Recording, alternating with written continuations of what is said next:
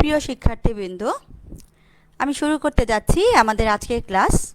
আজ আমি তোমাদের অনার্স চতুর্থ বর্ষের মেটা এথিক্স ক্লাসটা পরিচালনা করব। এখানে আমি লিখে রেখেছি, তোমরা দেখতে পাচ্ছ আশা করছি। পরানীতিবিদ্যা মেটা এথিক্স যে কোর্সটা তোমাদের আছে, সেই কোর্সটা সম্বন্ধে আমি আজকে আলোচনা করব। আমি তোমাদের টেক্সট বইটার নাম এখানে লিখে রেখেছি। এটা আসলে তোমাদের টেক্সট বই। এই বইটার উপর ভিত্তি করেই কিন্তু তোমাদের আসলে এই মেটা এথিক্সটা পড়তে হবে। মডার্ন মোরাল ফিলোসফি, ঠিক আছে? Modern moral philosophy, W D. হাডসনের লেখা বইটা, এটাই তোমাদের টেক্সট বই। এছাড়াও তোমরা অনেক সহায়ক বই পাবে, যেটা তোমাদের সিলেবাসে আছে। বাংলাও সহায়ক বই আছে, ইংরেজিও সহায়ক বই আছে। যে যেটাতে কমফোর্টেবল মনে করো, সে বইটা কিনে অবশ্যই কোর্সটি সম্বন্ধে ধারণা লাভ করতে পারবে। আমি মেটা এথিক্স কি তোমাদের বোঝানোর আগেই আমি ফার্স্ট ইয়ারে তোমরা যে এথিক্স পড়েছ সেটা সম্বন্ধে আগে একটু আলোচনা করব। আমরা ফার্স্ট ইয়ারে যে এথিক্সটা পড়েছি, সেখানে আমরা কি পড়েছি? নীতিবিদ্যা কি, তাই না? সেখানে আমরা যে নীতিবিদ্যা দেখেছি সেটা ছিল অনেকটাই আদর্শনিষ্ঠ নীতিবিদ্যা, মানে আদর্শ নিয়ে মূল্যায়নমূলক আলোচনা সেখানে ছিল। সহজভাবে বলতে গেলে আমরা কোন কাজ করব, কোন কাজ করব না, হ্যাঁ, ভালো কোনটা মন্দ কোনটা, এগুলোকে যাচাই করে মূল্যায়নমূলক একটা বিজ্ঞান সম্বন্ধে আমরা ধারণা লাভ করেছি।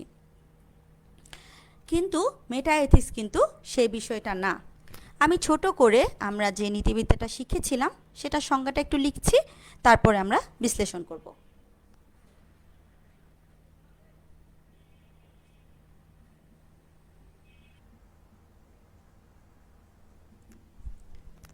শিক্ষার্থীবৃন্দ, তোমরা আমার লেখা সংজ্ঞাটা দেখতে পাচ্ছ। নীতিবিদ্যা হলো সমাজে বসবাসকারী মানুষের ঐচ্ছিক আচরণের ভালোত্ব মন্দত্ব, ন্যায়ত্ব অন্যায়ত্ব, অন্যায়ত্ব ঔচিত্য অনৌচিত্যের বিষয়ে মূল্যায়নমূলক আদর্শনিষ্ঠ বিজ্ঞান। এখানে বেশ কিছু কথা কিন্তু জড়িত। যেমন নীতিবিদ্যা তাহলে কী নিয়ে আলোচনা করে? মানুষের আচরণ নিয়ে আলোচনা করে। এবং কোন ধরনের আচরণ? মানুষের ঐচ্ছিক আচরণ নিয়ে আলোচনা করে। এবং সেটা কোন শ্রেণীর মানুষের? সেটা সমাজে বসবাসকারী মানুষের।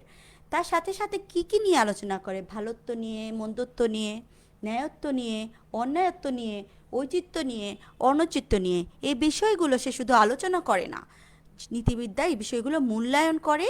এবং এই জন্য নীতিবিদ্যাকে বলা হয় আদর্শনিষ্ঠ বিজ্ঞান। এটা কিন্তু আমরা ফার্স্ট ইয়ারে পড়েছি। এটা কিন্তু আমাদের আজকের সাবজেক্ট না, কিন্তু আজকের সাবজেক্ট বোঝার জন্য এই বিষয়টা আমাদের রিপিট করা প্রয়োজন। আমাদের যে আলোচনার বিষয় পরানীতিবিদ্যা, তার আলোচ্য বিষয় কিন্তু মানুষের আচরণ নয়। যেখানে যেখানে আমাদের যে প্রাচীন নীতিবিদ্যা ছিল, সেটার বিষয়বস্তু ছিল মানুষের আচরণ। কিন্তু পরানীতিবিদ্যার বিষয়বস্তু কিন্তু হচ্ছে এই নৈতিক পথ, শব্দ বা অবধারণগুলো। তাহলে এর আলোচ্য বিষয় হচ্ছে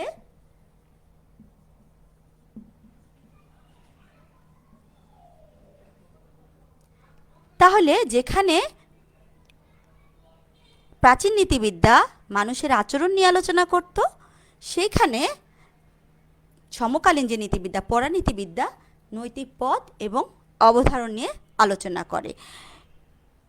এই নীতিবিদ্যাকে আমরা বলতে পারি সনাতন বা প্রাচীন নীতিবিদ্যা। পরানীতিবিদ্যা শুরু হয়েছে 1903 সাল থেকে। সর্বপ্রথম মুর কিন্তু এই নীতিবিদ্যা শুরু করেন। 1903 সাল থেকে কিন্তু এই পরানীতিবিদ্যার জন্ম। কিন্তু এর পূর্ববর্তী যে নীতিবিদ্যা, 1903 সালের পূর্ববর্তী যে নীতিবিদ্যা, মানে সক্রেটিসের শুরু আগে থেকেই মানুষের মধ্যে যে নৈতিক আলোচনা, যে মূল্যায়নমূলক বিজ্ঞানটা ছিল, সেটা ছিল হচ্ছে আসলে আমাদের এই আদর্শনিষ্ঠ নীতিবিদ্যা। একইভাবে আমরা নীতিবিদ্যাকে, যেহেতু নীতিবিদ্যা আমি বলেছি মূল্যায়ন করে, আদর্শনিষ্ঠ নীতিবিদ্যার কাজ হচ্ছে মূল্যায়নমূলক। কিন্তু সমকালীন নীতিবিদ্যা কিন্তু মূল্যায়নমূলক না, সে হচ্ছে বিশ্লেষণমূলক। তার মানে আগের নীতিবিদ্যা যেটা ছিল, আমরা যেটা পড়েছি আগে, সেটা মূল্যায়ন করত, আর বর্তমান নীতিবিদ্যা কি করে? বিশ্লেষণ করে। তাই এই নীতিবিদ্যাকে বলা হয় আদর্শনিষ্ঠ নীতিবিদ্যা, আর সমকালীন নীতিবিদ্যাকে কি বলা হয়? তাত্ত্বিক বা বিশ্লেষণী। আদর্শনিষ্ঠ নীতিবিদ্যা যে বিষয়গুলো আলোচনা করত, যেমন আমরা বলতে পারি জন স্টুয়ার্ট মিলের আলোচনা আমরা পড়েছি, ইমানুয়েল কান্টের আলোচনা আমরা পড়েছি। হ্যাঁ, সেখানে কি ছিল? যে কোন কাজকে নৈতিক বলা যায়, কোন কাজকে আমরা ভালো বলবো, কোন কাজকে মন্দ বলবো, এর মানদণ্ড কি হবে? এই প্রশ্নের উত্তরে মিল বলেছিলেন কি, যা কিছু সুখ দেয় তাই ভালো, যা কিছু দুঃখ দেয় তাই মন্দ। এরপরে ব্যাখ্যা বিশ্লেষণ আছে। ইমানুয়েল কান্ট কি করেছিলেন? সদিচ্ছার ধারণা দিয়েছিলেন, কর্তব্যের ধারণা দিয়েছিলেন, শর্তহীন আদেশের ধারণা দিয়েছিলেন। তারা যে মানদণ্ডের কথা বলেছিলেন, সেই মানদণ্ডগুলো কিন্তু এক এক দার্শনিক ভেদে ভিন্ন ছিল। সেগুলোকে সার্বিকভাবে আসলে বিশ্লেষণ করা যায় না। কিন্তু পরানীতিবিদ্যা যে বিষয়গুলো নিয়ে আলোচনা করে, মানে নৈতিক পথ, অবধারণের অর্থ নিয়ে বিশ্লেষণ করে। নৈতিক পথ, অবধারণ, এগুলোর অর্থ, এগুলোর সংজ্ঞা, এই বিষয়গুলো নিয়ে বিশ্লেষণ করে। যে আদৌ আমরা যে নৈতিক পথগুলো ব্যবহার করি, সেগুলোর কোনো সংজ্ঞা প্রদান করা যায় কি, অথবা সেগুলো কি শুধুমাত্র আমাদের আবেগের বহিঃপ্রকাশ? এই প্রশ্নগুলো উত্থাপন করে থাকেন পরানীতিবিদরা। এবং এই প্রশ্ন উত্থাপন করতে গিয়ে তারা যা করেন সেটা হচ্ছে বিশ্লেষণমূলক চিন্তা করেন, বৌদ্ধিক চিন্তা করেন, এবং তার একটা সমাধান দিতে চেষ্টা করেছেন। এবং পরানীতিবিদরা দাবি করেন আমরা যে আলোচনা করছি অবধারণ নিয়ে, পদ নিয়ে, সেগুলোর ব্যাখ্যা বিশ্লেষণ নিয়ে, সেগুলো অবশ্যই সার্বিকভাবে প্রযোজ্য হবে। যেখানে কিনা আদর্শনিষ্ঠ নীতিবিদ্যা যেখানে বলছে যে এটা ভালো, এটা মন্দ, এটাকে কিন্তু সার্বিকভাবে আসলে বিচার করা যায় না। কিন্তু বিশ্লেষণমূলক যে নীতিবিদ্যা, সেটা কিন্তু সার্বিকভাবে বিশ্লেষণ করা সম্ভব। আদর্শনিষ্ঠ নীতিবিদ্যায় দার্শনিক পেয়েছি কাকে? মিলকে পেয়েছি, কান্টকে পেয়েছি, স্পেন্সারকে পেয়েছি, বেনথামকে পেয়েছি। তারা সকলেই কিন্তু আদর্শনিষ্ঠ নীতিবিদ। আর পরানীতিবিদ হিসেবে আমরা যাকে পাবো সর্বপ্রথম, যিনি 1903 সালে একটা গ্রন্থ রচনা করেন, সেই গ্রন্থের মাধ্যমেই কিন্তু আসলে পরানীতিবিদ্যার জন্ম লাভ করে। সেই গ্রন্থটা আমাদের জন্য জানা জরুরি।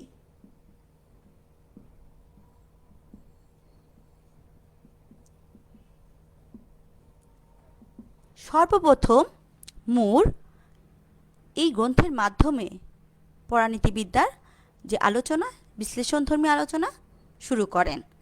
এর পরবর্তীতে আমরা দেখব A.J. এয়ারের দর্শন, এরপরে আমরা দেখব R.M. হেয়ারের দর্শন, এরপরে আমরা দেখব J.R. শার্লের দর্শন। এয়ারের যে দর্শন পড়ব, সেই দর্শনের নাম হচ্ছে আবেগবাদ। হেয়ারের যে দর্শন পড়ব, সেই দর্শনের নাম হচ্ছে ব্যবস্থাবাদ। এবং আমরা শার্লের যে দর্শন পড়ব, তার নাম হচ্ছে বর্ণনাবাদ। Metaethics is a branch of analytic philosophy that explores the status, foundations, and scope of moral values, properties, and words. ওকে, এই পর্যন্ত আমরা মেটাএথিক্স কি জানলাম এবং আদর্শনিষ্ঠ নীতিবিদ্যার সাথে সমকালীন যে নীতি দর্শন বা পরানীতিবিদ্যা, তার পার্থক্য সম্বন্ধে আমরা জানলাম। পরানীতিবিদ্যা কি কি বিষয় এক্স্যাক্টলি, যে শুধু পরানীতিবিদ্যা মুর দিয়ে শুরু হলেও আমি আরও কয়েকজন দার্শনিকের নাম বলেছি যেগুলো তোমাদের সিলেবাসের অন্তর্ভুক্ত, তারা টোটালি অ্যাজ আ হোল কি পরানীতিবিদ্যার বিষয়টাতে চলে গেছেন, সেই বিষয় বুঝতে গেলে তিনটা সমস্যা মূলত আমরা খুঁজে পাব পরানীতিবিদ্যার আলোচনায় তারা কি করেছেন।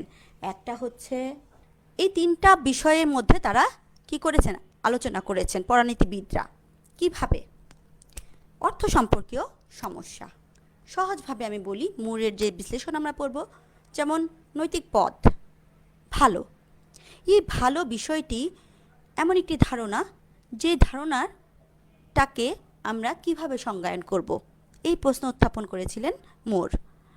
এই জন্য অর্থ নিয়ে উনি বিশ্লেষণ করেছেন এবং প্রশ্ন তুলেছেন এই ভালো ধারণাটা কি প্রাকৃতিক নাকি অপ্রাকৃতিক, বিষয়গত নাকি বিষয়ীগত। তারপর এই পরানীতিবিদ্যার যে পদ্ধতিগত সমস্যা, সেখানে কিন্তু এই পদ্ধতিটা কি হবে, আমরা নৈতিক উক্তিগুলো দেই, নৈতিক শব্দ ব্যবহার করি, কিন্তু এই যে নৈতিক যে সিদ্ধান্তে আমরা পৌঁছাই, সেই সিদ্ধান্তে পৌঁছানোর জন্য বা সার্বিকভাবে জানার জন্য, যেমন মিল বলেছেন যে যা কিছু সুখ দেয় তাই ভালো। এই যে যা কিছু সুখ দেয় তাই ভালো, একে সার্বিকভাবে জানার মাধ্যমটা কি হবে? সেটা কি অভিজ্ঞতা, নাকি সেটা কি আমাদের বুদ্ধি, নাকি এর বাইরে অন্য কিছু স্বজ্ঞা বা অন্য কিছু?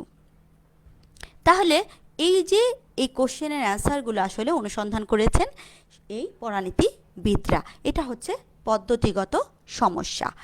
এছাড়া আরেকটা সমস্যা, সেটা হচ্ছে জ্ঞান সম্পর্কীয়। সেখানে কি নিয়ে আলোচনা করা হয়েছে, যে আমরা যে জ্ঞানটা অর্জন করি নীতিবিদ্যার মাধ্যমে, মূল্যায়নমূলক যে জ্ঞানটা, সেই জ্ঞানটা থেকে কি আসলে কোনো সুনির্দিষ্ট জ্ঞানে সঠিক সিদ্ধান্তে আসা যায়? সেটা কি সার্বিকভাবে আমরা ব্যাখ্যা করতে পারি? এই বিষয়গুলো নিয়ে আসলে পরানীতিবিদরা বিশ্লেষণ করেছেন। তাহলে আমরা জানলাম পরানীতিবিদ্যার যে উত্থাপিত প্রশ্নগুলো, সেই প্রশ্নগুলোকে আমরা 3 ভাগে ভাগ করতে পারি: অর্থ সম্পর্কীয় সমস্যা, পদ্ধতি সম্পর্কীয় সমস্যা এবং জ্ঞান সম্পর্কীয় সমস্যা। আমরা চলে আসি একজন বিখ্যাত সমকালীন নীতি দার্শনিক বা পরানীতিবিদ জর্জ এডওয়ার্ড মুরের আলোচনায়। আমি এখানে তার বইয়ের নামটা লিখেই ফেলেছি অলরেডি, আমি নামটা লিখে দিচ্ছি। জর্জ এডওয়ার্ড মুর, সর্বপ্রথম প্রিন্সিপিয়া এথিকা। তোমাদের কুইজ আসে, মুরের বইটির নাম লিখো, কত সালে প্রকাশিত, হ্যাঁ, এইরকম অনেক আসে, বা প্রিন্সিপিয়া এথিকা গ্রন্থটির রচয়িতা কে, হ্যাঁ, এরকম। তাহলে জর্জ এডওয়ার্ড মুর প্রিন্সিপিয়া এথিকা নামক গ্রন্থে 1903 সালে সর্বপ্রথম উনি বিশ্লেষণী নীতিবিদ্যার আলোচনা করেন। এছাড়াও পরবর্তীতে প্রিন্সিপিয়া এথিকার কিছু অংশ সংশোধন করেন, সংযোজন করেন এবং নীতিবিদ্যার আবার আলোচনা করেন, সেটা হচ্ছে তার এথিক্স নামক গ্রন্থে। এছাড়াও ফিলোসফিক্যাল স্টাডিজ, ফিলোসফিক্যাল পেপার্স, এগুলোতেও নীতিবিদ্যা সম্পর্কে মুরের আলোচনা পাওয়া যায়। মূলত আমরা প্রিন্সিপিয়া এথিকার যে আলোচনা, সেখান থেকেই আমরা আজকের আলোচনা কন্টিনিউ করব। প্রিন্সিপিয়া এথিকার গ্রন্থের শুরুতেই মুর প্রশ্ন উত্থাপন করেছেন, ভালো কি, আমাদের করণীয় কি, মানে আমাদের কোন কাজটা করা উচিত। তাহলে তার প্রথম প্রশ্নই হচ্ছে ভালো কি, আমাদের করণীয় কি, এই প্রশ্নের অনুসন্ধান করেছেন। আমরা মুরের আলোচনায় 2টা বিষয় লক্ষ্য করব। একটা বিষয় দেখব মুরের সমালোচনামূলক আলোচনা,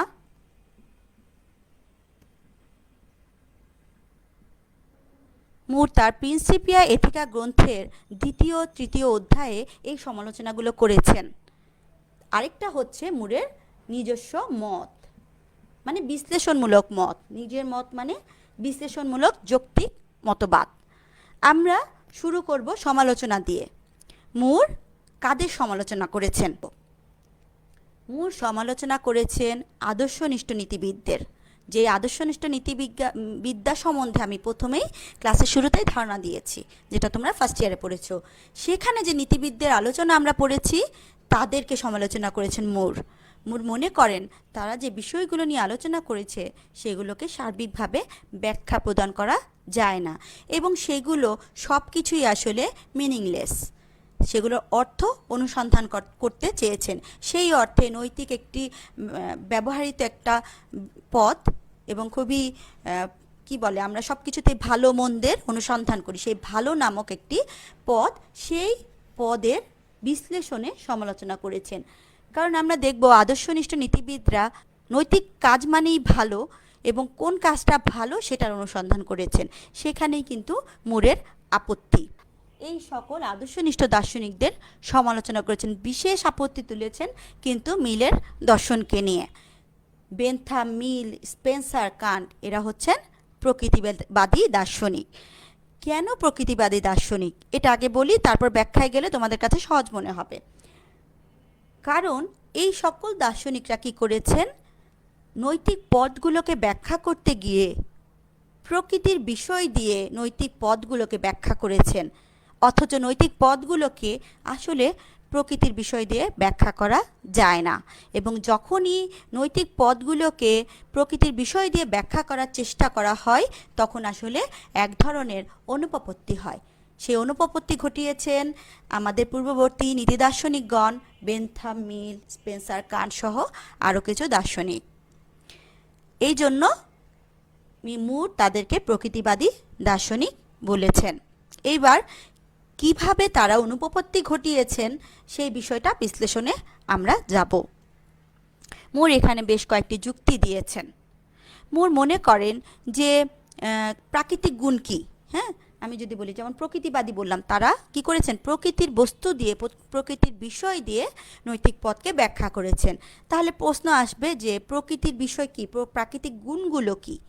মুর উদাহরণ দিয়েছেন তার বইয়ে, যেমন হলুদ বর্ণ, তার বইয়ে আছে যে হলুদ বর্ণ, এটা একটা বর্ণ, নীল, সবুজ, এই যে রঙগুলো অথবা গোলাকার আকৃতিগুলো বা মিষ্টি, তিক্ত, এই জিনিসগুলো কি হয়, এগুলো প্রাকৃতিক, এগুলো প্রকৃতিতেই আমরা এই গুণগুলো আমরা পাই। কিন্তু ভালো কিন্তু প্রাকৃতিক না। কিন্তু ভালো যে প্রাকৃতিক না এই বিষয়টা আমি পরে বিশ্লেষণ করব, এখানে বলবো না, আমি সমালোচনার মতো করি এখানে আগে তোমাদের ব্যাখ্যা করব। মোর বলেছেন যে এই গুণগুলো, হলুদ, সবুজ, নীল বর্ণগুলো, এই জিনিসগুলো প্রাকৃতিক। সুখ লাভ করা, এগুলো প্রাকৃতিক, কারণ বস্তুতে আমরা সুখ লাভ করি, বস্তু প্রাপ্তির মাধ্যমে আমরা সুখ লাভ করি, এগুলো প্রাকৃতিক গুণ, এগুলোকে প্রকৃতিতেই আমরা পাই। সেজন্য এইগুলোকে যখন আমরা নৈতিক পদের ব্যাখ্যায় ব্যবহার করব তখন কিন্তু কি হবে না, জিনিসটাকে সার্বিকভাবে ব্যাখ্যা করা সম্ভব না। এই অর্থে এই দার্শনিকদেরকে মনে করেন ওনারা প্রকৃতিবাদী দার্শনিক, প্রকৃতির বিষয় দিয়ে নৈতিক বিষয়কে বিশ্লেষণ করেছেন। যেমন সর্বপ্রথম উনি সমালোচনা করেছেন হার্বার্ট স্পেন্সারের, ঠিক আছে। হার্বার্ট স্পেন্সার তার ডেটা অফ এথিক্স গ্রন্থে মিলের যে উপযোগবাদের সমর্থন করেছেন।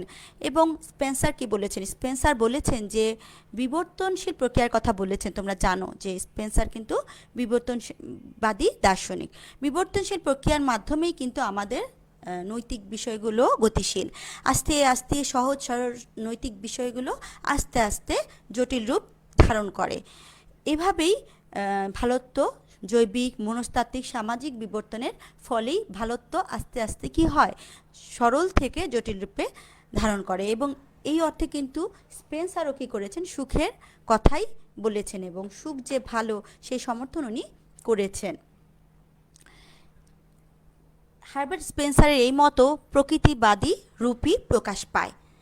এর পরবর্তীতে আমি প্রথমেই বলেছি যে মুর কিন্তু মূলত মিলের দর্শনটাকে চরমভাবে সমালোচনা করেছেন, সরাসরিভাবে সমালোচনা করেছেন। মিলের ইউটিলিটারিয়ানিজম যে গ্রন্থটা আছে সেই গ্রন্থে কিন্তু মিল কি বলেছেন মনে আছে, যে যা কিছু আমাদের সুখ দেয় তাই ভালো, যা কিছু আমাদের দুঃখ দেয় তাই মন্দ। তাই প্রত্যেকটা মানুষের উচিত সুখ অন্বেষণ করা, দুঃখ পরিহার করা। এবং আরও বলেছেন the greatest happiness of the greatest number, মানে কি প্রত্যেকটা মানুষের কি করা উচিত, সর্বাধিক সংখ্যক লোকের সর্বাধিক সংখ্যক সুখ অন্বেষণ করা উচিত এবং দুঃখ পরিহার করা উচিত। উচিত কথাটা কিন্তু খুবই গুরুত্বপূর্ণ একটা টপিক। উচিত মানে কিন্তু সেটা কর্তব্যের সাথে জড়িত হয়ে যায়। আর এখানেই কিন্তু মুরের আপত্তি, যে আমি যেখানে ভালো বলছি মানে সুখই ভালো এবং দুঃখই মন্দ, এই বিষয়টাতে কিন্তু মুরের বিশাল আপত্তি। এবং মিল কি করেছিলেন, মিল কিন্তু এই ব্যাখ্যা দিতে গিয়ে মানসিক সুখের কথা বলেছিলেন, অনেক কিছু মিলের আলোচনায় আছে এবং কিছু যুক্তি দিয়েছিলেন যে যুক্তিকে খণ্ডন করেছেন মুর। যেমন মিলের একটা বিখ্যাত উক্তি আছে তার উপযোগবাদী ধারণার মধ্যে, যে কোনো বস্তু দৃশ্যযোগ্য তার একমাত্র প্রমাণ যে মানুষ সত্যি তা দেখতে পায়, কোনো শব্দ শ্রবণযোগ্য তার একমাত্র প্রমাণ এই যে মানুষ সত্যি তা শুনতে পায়। একইভাবে এই যুক্তিতে আসলে দৃশ্যযোগ্য এবং শ্রবণযোগ্যের যুক্তিতে মিল কি করেছেন, কোনো বস্তু কামনাযোগ্য যে মানুষ সত্যি তা কামনা করে, এই যুক্তিটা দিয়েছেন। এবং কামনাযোগ্য সেই বস্তুটা বলতে মিল কি করেছেন, সুখকে বুঝিয়েছেন, যে সুখ এভাবেই কামনাযোগ্য, কারণ মানুষ সত্যি তা কামনা করে।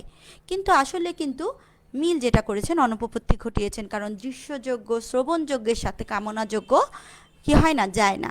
আবার যদি আমরা মেনেও নেই যুক্তির খাতিরে, কিন্তু তা থেকে বলা যায় না যে কামনাযোগ্য হলেই সেটা যে সুখ হবে, মানুষ যে সুখই কামনা করে সেই বিষয়টা কিন্তু বলা যায় না। মুর এখানে আপত্তি করেছেন যে দৃশ্যযোগ্য যখন বললাম তার মানে যেটা দেখার উপযোগী, শ্রবণযোগ্য যদি বলি তাহলে সেটা শোনার উপযোগী, তাহলে কামনাযোগ্য যদি বলি সেটা হচ্ছে কামনা উপযোগী। আমরা কিন্তু আসলে সুখ কামনা করি এটা এক অর্থে বলা যায় না। আর যদি তা মেনেও নেই, তা থেকে বোঝা যায় না সুখ মানেই ভালো, ভালো মানেই সুখ। এর পরবর্তী পয়েন্টে মোর বলেছেন যে মিল কি করেছেন, যে যখন কোনো সিদ্ধান্তে, নৈতিকতা সিদ্ধান্তে পৌঁছানোর ক্ষেত্রে সর্বোচ্চ বিচারকের রায় হচ্ছে চূড়ান্ত সিদ্ধান্ত, সেক্ষেত্রেও কিন্তু মুর বলেছেন যে মিল যেটা করেছেন, সর্বোচ্চ বিচারকের রায়ও কিন্তু দেখা যাবে যে সুখের গুণগত দিক থেকে পরিমাণগত দিকের প্রতি বেশি রায় যাবে এবং মানসিক সুখের চেয়ে শারীরিক সুখের দিকে বেশি ধাবিত হবে। ফলে বিচারকের রায় যে সুখ হবে সেই বিষয়টা খাটে না। আর বিচারকের রায় যদি সুখ হয়েও যায় তাহলে কি হবে, সেটার গুণগত যেটা মানসিক সুখের চেয়ে শারীরিক সুখের দিকে, পরিমাণগত সুখের দিকে বেশি ধাবিত হবে। এরপরে মিল কিন্তু তার উপযোগবাদী গ্রন্থে বলেছেন যে আমরা কি করি, যে সুখ সুখ এমন একটি ভালো, সুখ এমন ভালো জিনিস যেটা কি হয় তার উদ্দেশ্যরূপেই ভালো। সুখ হচ্ছে উদ্দেশ্যরূপেই কামনাযোগ্য এবং অন্যান্য যে সকল বস্তু আছে তা হচ্ছে উপায়রূপে কামনাযোগ্য। মানে কি, সুখকে আমরা ভালো হিসেবেই চাই, সুখ এমনই ভালো জিনিস যাকে আমরা ভালো হিসেবেই চাই। কিন্তু অন্যান্য যে সকল বস্তু আছে যেমন খ্যাতি, যশ, সম্পদ, এগুলো আমরা চাই সুখ পাওয়ার জন্য। এখানে কিন্তু মুর কি করেছেন, তীব্র আপত্তি তুলেছেন। মুর কিন্তু বলেছেন যে আমরা আসলে সুখ কামনা করি না, আমরা সুখ কামনা করি না, আমরা কামনা করি বস্তু, এবং বস্তু প্রাপ্তির ফলে আমাদের সুখ হয়।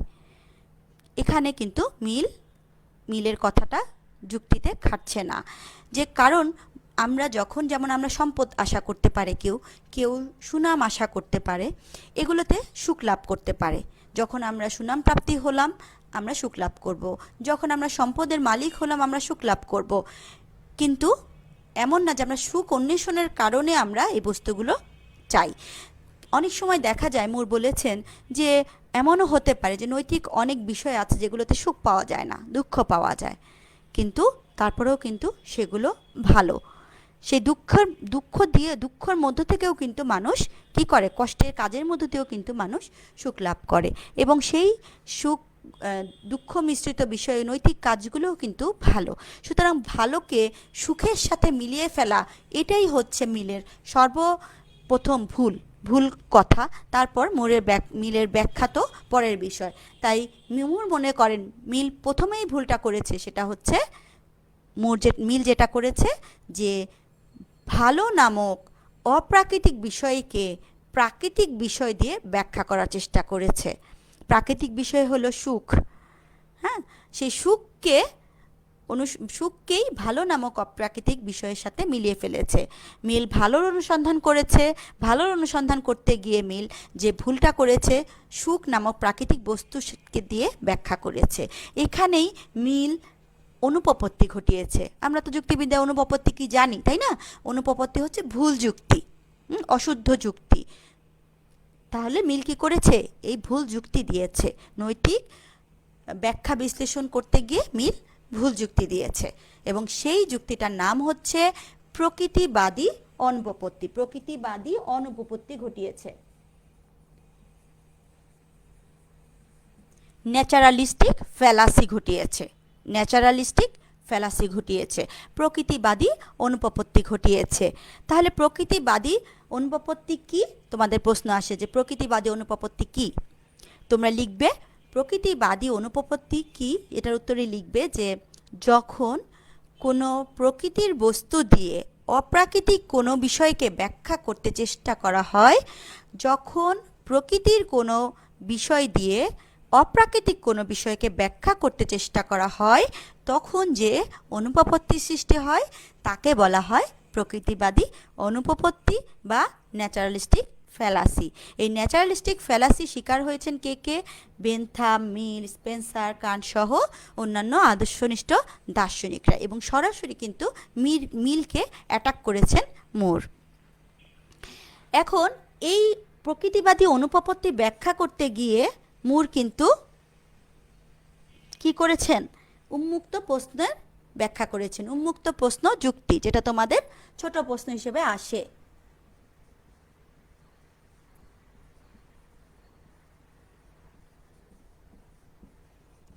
Open question argument, open question আর্গুমেন্টের শিকার হয়েছেন প্রকৃতিবাদী দার্শনিকরা। কিভাবে ওপেন কোশ্চেন? মুর বললেন যে ঠিক আছে, আমি ধরে নিলাম মিল যে বলছেন আপনি যে সুখ, যা কিছু সুখ দেয় তাই ভালো, এই যুক্তিটা আমি মেনে নিলাম। এখন এই যুক্তিটা মেনে নেওয়ার পরে কিন্তু প্রশ্ন থেকেই যায়, সার্বিক হয়ে যায় না। উন্মুক্ত প্রশ্ন মানে হচ্ছে প্রশ্ন করার সুযোগ থাকে, আপনি এখানে এটাকে শেষ করতে পারছেন না এক বাক্যে যে যা কিছু সুখ দেয় তাই ভালো, এটা বলতে পারছেন না আপনি। কিভাবে? যে আপনার কাছে প্রশ্ন মুক্ত থেকে যাচ্ছে যে তাহলে কি ভালোই কি সুখ? সুখই কি ভালো? তাহলে কি জ্ঞান ভালো না? জ্ঞান কি মন্দ? এভাবে কিন্তু প্রশ্ন উন্মুক্ত থেকে যায়, তাহলে উন্মুক্ত প্রশ্ন যুক্তির অবকাশ রয়ে যায়। একইভাবে আরেকটা আছে যে স্ববিরোধিতা ঘটে, টটোলজাস হয়। হ্যাঁ, টটোলজি বলা হয় এটাকে। টটোলজি কিভাবে হয়? যেমন আমি বললাম ভালো হচ্ছে সুখ, ভালো হচ্ছে কি সুখ, যেটা মিল বলেছেন, আমি মেনে নিলাম ভালো মানেই সুখ, তাহলে সুখ মানে ভালো। তাহলে কি হলো? একই জিনিসকে একই জিনিস দিয়ে ব্যাখ্যা করা হলো, তাহলে টটোলজি হলো, কিন্তু এটা সংজ্ঞায়ন হলো না।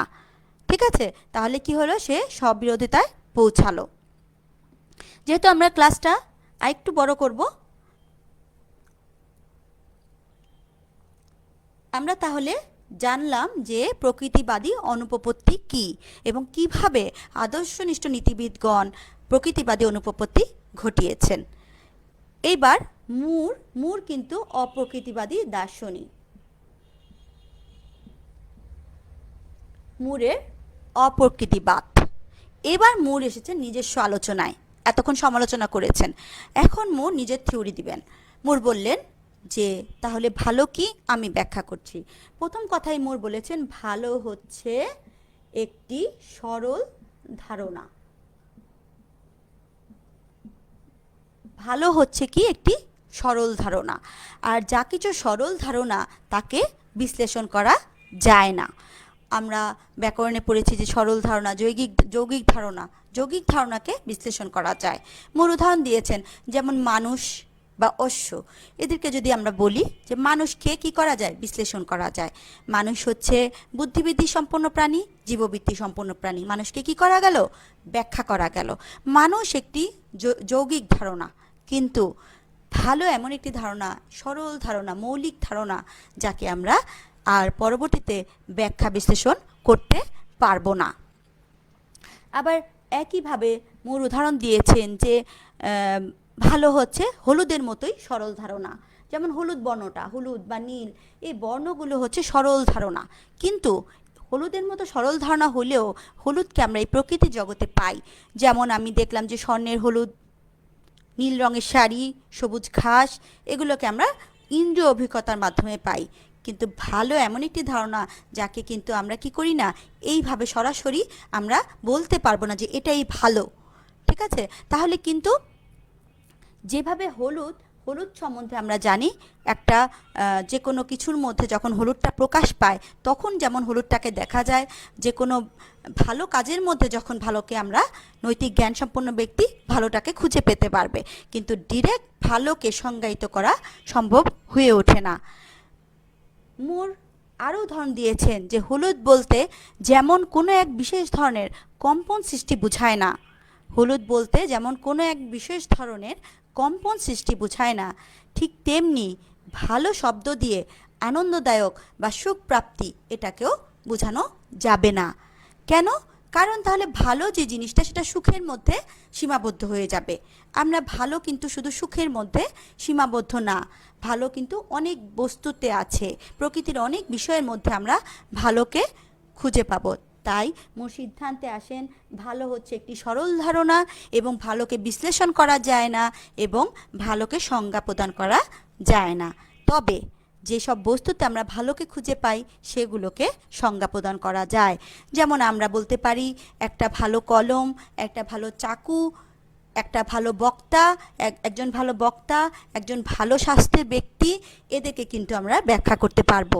কিন্তু ভালো ইটসেলফ কি এটাকে সংজ্ঞায়ন করতে গেলে আমরা প্রকৃতিবাদী অনুপপত্তির শিকার হব, যেটা পূর্ববর্তী দার্শনিকরা এর শিকার হয়েছেন।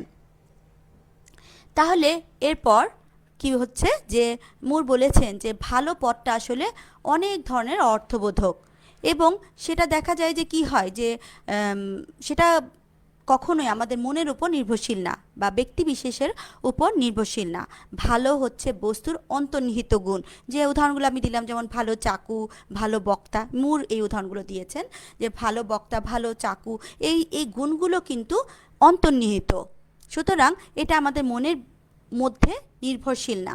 বস্তুর ভিতরে যে গুণটা আছে সেটা থাকবেই, সেটাকে আমরা প্রত্যক্ষ করি বা না করি, ভালো ইটসেলফ ভালো এবং বস্তুর মধ্যে সেটা অন্তর্নিহিত গুণের জন্যই সেটা ভালো। তাহলে একইভাবে ভালো এমন একটা গুণ যাকে কি করা যায় না, অন্য কোনো গুণের সাথে মিশিয়েও ফেলা যায় না। যেমন সুখ নামক গুণের সাথে, সুখ নামক বিষয়ের সাথে একে মিশিয়ে ফেলা যাবে না। ভালো নিজ গুণেই গুণান্বিত, কিন্তু সে সংজ্ঞায়িত করা যাবে না। এবং মোর সেজন্য বলেছেন, তাহলে আমাকে যদি প্রশ্ন করেন আপনারা যে ভালো কি, আমার উত্তর হবে ভালো মানেই ভালো, এটাই আমার শেষ কথা। ঠিক আছে, ভালো মানেই ভালো, এটাই আমার শেষ কথা এবং আমার উত্তর হবে ভালোকে সংজ্ঞা প্রদান করা যায় না। এটাকে আরও বোঝানোর জন্য মুর কী করেছেন, বিশপ বাটলারের একটি উক্তি উল্লেখ করেছেন। বলেছেন যে বিশপ বাটলার যেমন বলেছেন, প্রত্যেক বস্তু যা আছে ঠিক তাই, প্রত্যেক বস্তু যা আছে ঠিক তাই এবং অন্য কিছু নয়। একইভাবে ভালো ঠিক যা আছে তাই এবং ভালো অন্য কিছু নয়। এবার মোর বলছেন তাহলে ভালো কি, ভালো হচ্ছে একটি অপ্রাকৃতিক ধারণা। প্রথমে মোর বলেছেন ভালো হচ্ছে একটি সরল ধারণা, দ্বিতীয় দফায় মোর বলেছেন ভালো হচ্ছে একটি কি ধারণা, অপ্রাকৃতিক ধারণা।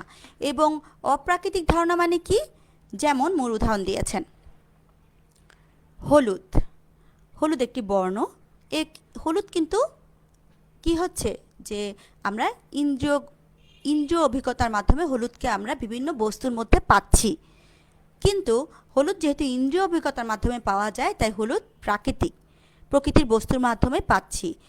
একইভাবে ভালোকে আমরা প্রকৃতির বস্তুতে পাই ঠিকই, কিন্তু ভালো কিন্তু অপ্রাকৃতিক। যেমন আমরা ওই যে আগে উদাহরণ দিয়েছি যে স্বর্ণের মধ্যে হলুদত্ব দেখতে পাই, শাড়ির মধ্যে নীল রঙের একটা কি পাই, রং দেখতে পাই, ঘাসের সবুজের রং দেখতে পাই, সবুজত্ব যে ধারণা, সেই ধারণা আমরা পাই ইন্দ্রিয় প্রত্যক্ষণের মাধ্যমে। কিন্তু জ্ঞান, বুদ্ধি, সততা, বন্ধুত্ব, এই ভালো গুণগুলো, এগুলোকে আমরা ভালো গুণ বলি, এগুলোকে কিন্তু আমরা পঞ্চ ইন্দ্রিয়ের মাধ্যমে যাচাই করতে পারি না, অথচ আমরা এগুলোকে ভালো বলি। তাহলে এগুলোকে আমরা কিভাবে ভালো বলি? এগুলোকে ভালো বলি মোর যেহেতু সাধারণ জ্ঞানের দার্শনিক, মোরের কাছে মনে হয় যে এগুলো আমরা সাধারণ জ্ঞান দিয়েই জানতে পারি। কিন্তু ভালো অপ্রাকৃতিক ধারণা মোর বলেছেন ঠিকই, কিন্তু একইভাবে মোর বিশ্লেষণ করেছেন আমি যে অপ্রাকৃতিক বলছি একে কিন্তু আমি অতি প্রাকৃতিক বলছি না, অতি প্রাকৃতিক বলছি না।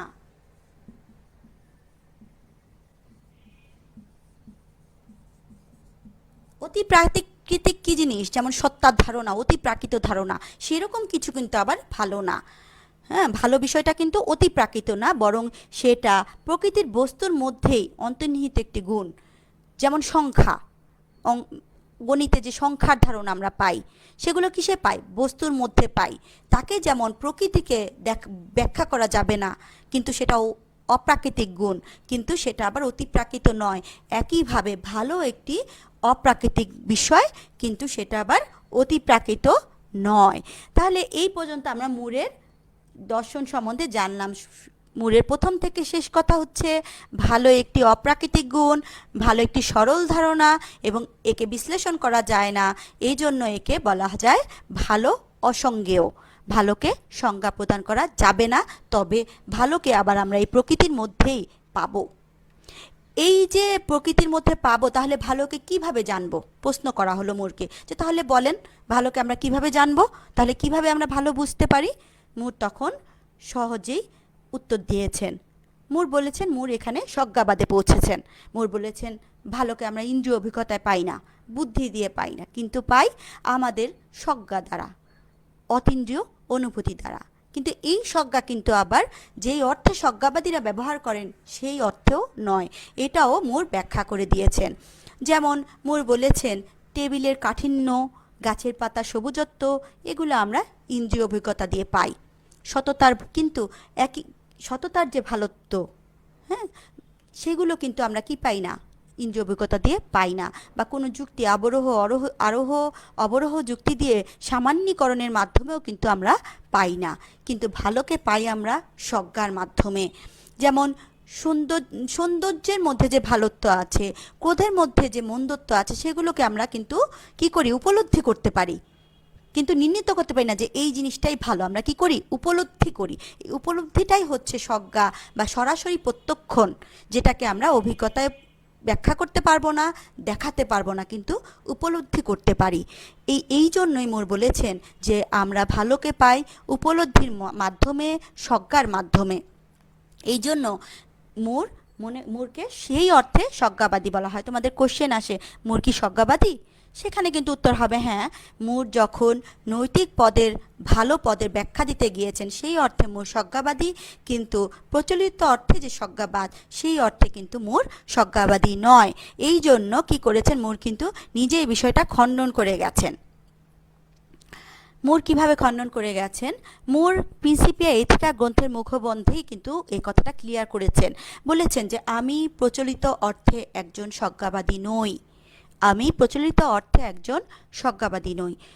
ঠিক আছে, এই কথাটা উনি বলেছেন যে নীতিশাস্ত্রের সাধারণ সজ্ঞাবাদীরা যেমন মনে করেন যে স্বতঃসিদ্ধ সত্য হিসেবে আমরা কর্মের ভালো মন্দ আরোহী পদ্ধতির সাহায্যে, অবরোহী পদ্ধতির সাহায্যে সহজেই সজ্ঞার মাধ্যমে আমরা জানতে পারি, মুর কিন্তু সেই অর্থে সজ্ঞাবাদী ছিলেন না।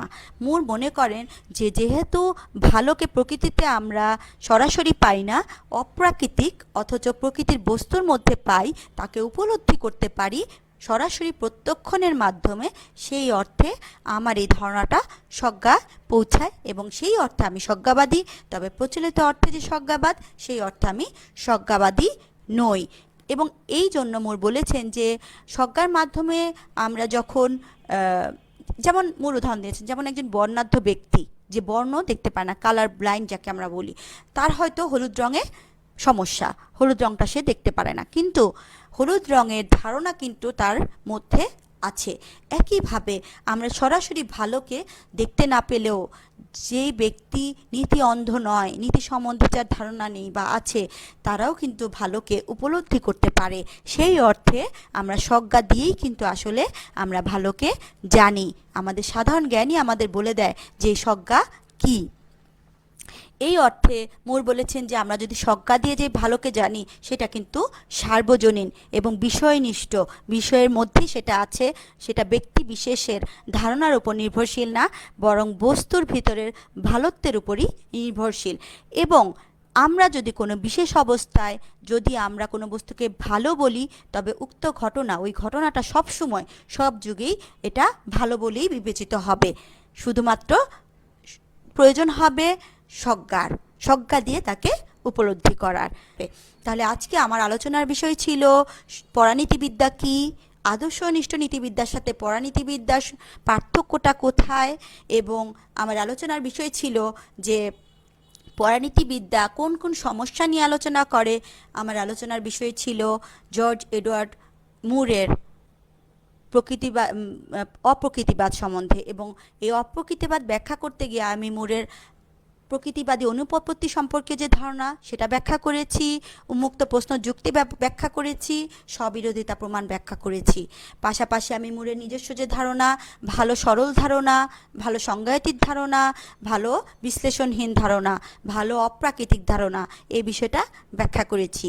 এবং এই ভালোকে ব্যাখ্যা করতে গিয়ে মুরের সংজ্ঞাবাদী ধারণা ব্যাখ্যা করেছি। তোমাদের প্রশ্ন আসে যে পরানীতিবিদ্যা কি, আদর্শনিষ্ঠ নীতিবিদ্যা ও পরানীতিবিদ্যার মধ্যে পার্থক্য আলোচনা করো। তোমাদের প্রশ্ন আসে, ছোট প্রশ্ন আসে, উন্মুক্ত প্রশ্ন যুক্তি কী। তোমাদের বড় প্রশ্ন আসে যে মুরের অপ্রকৃতিবাদ ব্যাখ্যা করো, অথবা আসে প্রকৃতিবাদী অনুপপত্তি কী, মুর কীভাবে প্রকৃতিবাদী অনুপপত্তি ব্যাখ্যা করেছেন, অথবা আসে যে ভালো সংজ্ঞাতীত ব্যাখ্যা করো, মুরের যুক্তি দিয়ে ব্যাখ্যা করো। আবার সাথে প্রশ্ন আসে যে মুর কি সংজ্ঞাবাদী, ব্যাখ্যা করো। এই সকল বিষয় কিন্তু আজকের লেকচারে আমি তোমাদের জানানোর চেষ্টা করেছি। তোমরা ভালো থাকো, সুস্থ থাকো। তোমাদের সকলকে ধন্যবাদ।